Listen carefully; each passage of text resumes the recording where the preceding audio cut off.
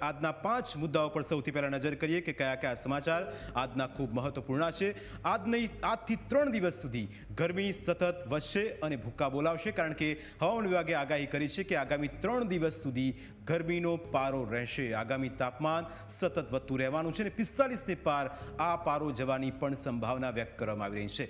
બીજો મુદ્દો એ છે કે ગુજરાતના સરકારી કર્મચારીઓ પેન્શનર્સ માટે એક મોટી ખુશખબર છે, કારણ કે સરકારે મોંઘવારી ભથ્થું 2% વધાર્યું છે, જેના કારણે 9 લાખ જેટલા કર્મચારીઓને સીધો ફાયદો અહીં થવાનો છે। બીજો મુદ્દો રાજકોટની એક ઘટના વિશે વિસ્તારથી વાત કરીશું, જેણે એક સિટી બસ કે જેમાં 4 લોકોના જીવ ગયા, ડ્રાઈવરનું લાયસન્સ જ અહીં એક્સપાયર થઈ ગયું હોવાથી છતાં પણ આ વાહન તે ચલાવતો હતો અને વગર લાયસન્સે ડ્રાઈવરને સિટી બસ ચલાવવાની મંજૂરી કોણે આપી, તે પણ એક સૌથી મોટો સવાલ એ ઊભો થયો છે। આ સાથે વાત કરીશું એક એવા સમાચારની જે જાણવા જોવા જરૂરી છે। ખ્રિસ્તી ધર્મના પ્રચાર કરવા નીકળેલી ગેંગનો એક પર્દાફાશ થયો છે।